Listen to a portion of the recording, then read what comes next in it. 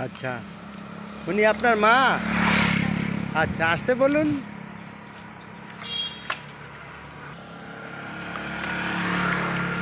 তো বন্ধুরা দেখতেই পাচ্ছেন এনার দুই পাই খারাপ, আর ইনি কোনো রকমে দুটো ক্রাসের মাধ্যমে আসছেন। তো এনার সঙ্গে আজকে আমরা কথা বলবো। তো ভিডিওটা খুব সুন্দর হতে চলছে, আপনি দেখবেন। তো দিদি, আপনার নাম কি? রত্না পাল। রত্না পাল। তো এখন আপনার বয়স কত? আমার বয়স 49। 49? হ্যাঁ। আচ্ছা, তার মানে 75 সালে জন্ম? হ্যাঁ। আচ্ছা আচ্ছা।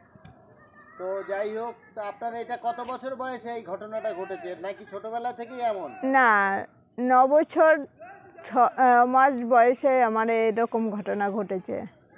9 বছর 6 মাস। 9 বছর 6 মাস বয়সে? হ্যাঁ, 9.5 একটা সাধারণ বাচ্চার মতোই আপনি ছিলেন? হ্যাঁ। তো কিভাবে ঘটলো? আমার এই স্কুল মাঠেই থেকেই জ্বর বমি হতো। জ্বর বমি হতে হতে তারপরে ডাক্তার দেখালো, মা কবিরাজ দেখালো, এরকম করতে করতে তারপরে আমাদের এই হাবড়ায় একজন বড় ডাক্তার ছিলেন, সেনগুপ্ত। দাঁড়াও। ও আচ্ছা, ডাক্তার সেনগুপ্ত। হ্যাঁ, উনি দেখেছিলেন। উনি দেখে বললো যে আমার বাবাকে বললো যে দাদা, মেয়েকে এক্ষুনি নিয়ে যান বেলেঘাটা হসপিটালে। বেলেঘাটা হসপিটালে নিয়ে গেছে, আর সেখানে ওরা কি পরীক্ষা করলো জানি না।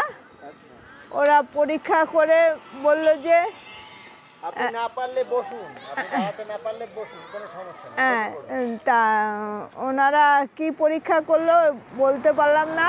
হ্যাঁ। উনি পরীক্ষা করে বলছে যে না, পলিও না। শিশু হসপিটাল থেকে বললো যে পলিও না। তারপরে সেখান থেকে চলে এসেছিলাম। তারপরে এখানে অনেক লোকের বাবা তখন ডাক্তারি করতেন কচুয়া মোড়ে, সেখান থেকে বাবা দেখে। কচুয়া মানে কি? এটা হাবড়া কচুয়া? হ্যাঁ হ্যাঁ হ্যাঁ। আর আপনাদের বাড়িটা তো পড়ছে ডিস্ট্রিক্ট নদিয়ার মধ্যে? না, উত্তর 24 পরগনা। আপনাদের বাড়িটা উত্তর 24 পরগনা? হ্যাঁ। তা তখন বাবা সেখান থেকে ওই মানুষের মুখে শুনে শুনে আমার চোখটা অ্যাঙ্গেল হয়ে গেল। তখন আমি কিন্তু এরকম ছিলাম না। চোখটা যখন অ্যাঙ্গেল হয়ে গেল তখন আমাকে আই ডিপার্টমেন্টে নিয়ে গেছে।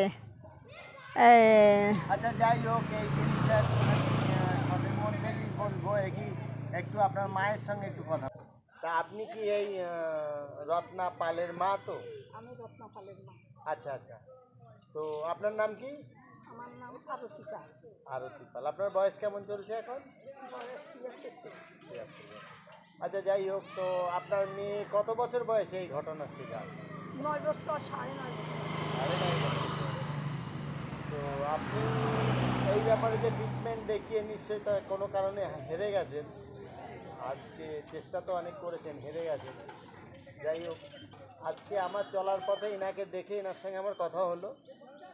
তো আমরা চেষ্টা করি এরকম মানুষ যারা, এই মানুষদের কীভাবে কী সুবিধা দেওয়া যায়, আমরা সেইভাবেই আমরা চারিদিকে ঘুরে ঘুরে যাই।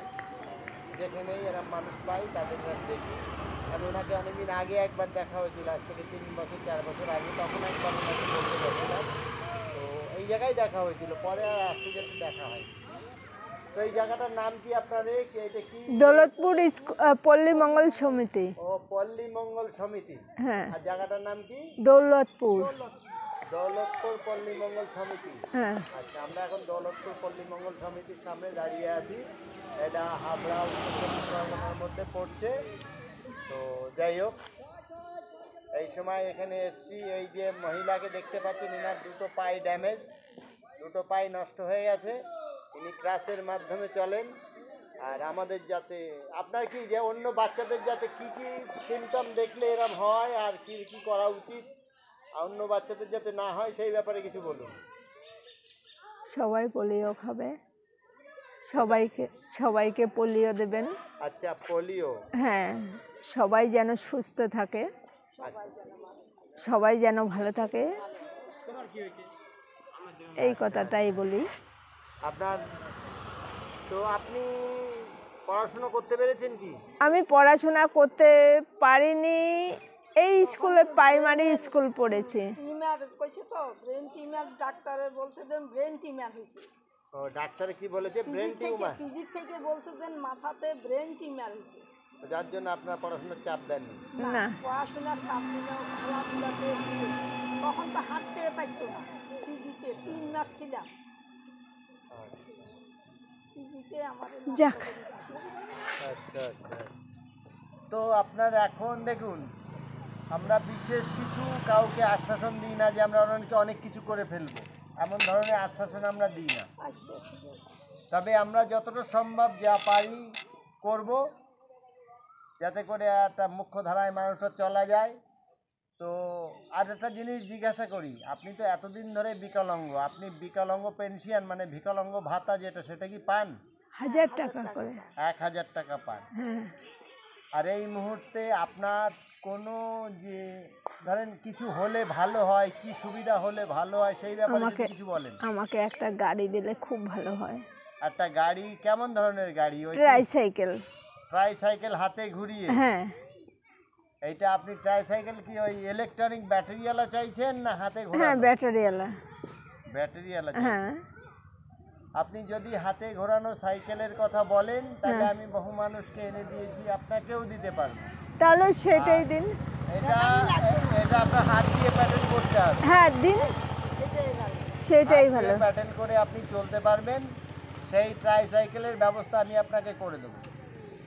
আর আপনাকে হয়তো আমার সঙ্গে একদিন যেতে হবে, এটা NIOH বনহুগলি বলে একটা জায়গা আছে, শুনেছেন কিনা জানি না। হ্যাঁ হ্যাঁ গেছি। বনহুগলি NIOH হ্যাঁ। অর্থোপেডিক হসপিটাল যেটা, হ্যাঁ। ওইখানে গিয়ে আপনার আধার কার্ড আর যা আছে ডাক্তার দিকে যা যা ফর্মালিটি করতে হয় আমি করে দেবো। হ্যাঁ। এবং আমি নিয়ে যাব, নিয়ে আসবো, যা খরচ হবে আপনার কোনো খরচ নেই, হ্যাঁ। আমি টোটাল খরচটাই বেয়ার করব। হ্যাঁ। এবং আপনিকে আমি এনে এইভাবে পৌঁছে দেবো। হ্যাঁ।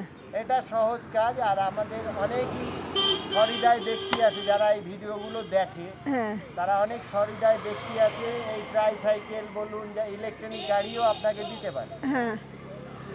মানুষ, বিভিন্ন মানুষের আমাদের মাধ্যমে মানুষ পাঠায়। হ্যাঁ।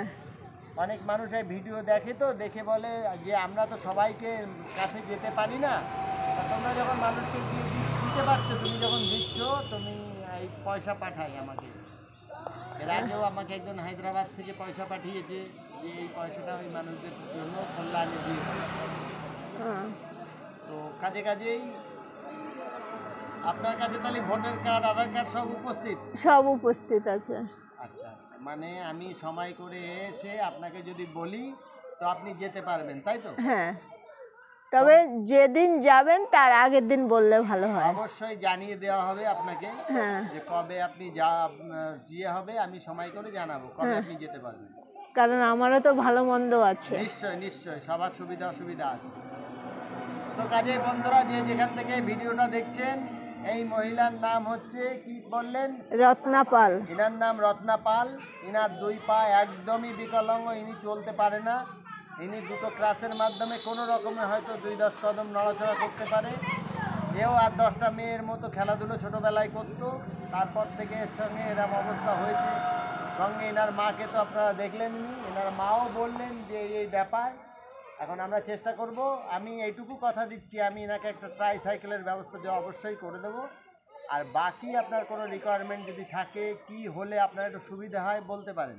দাদা আমাকে একটু ভাতা বাড়িয়ে দেওয়া করা যায় না? দেখুন, আমি এই জিনিসটা নিয়ে যা স্কেলে আছে সেটা আপনার কোনো জায়গায় যদি কিছু আটকে থাকে সেই খবরটা আমরা দিতে পারি।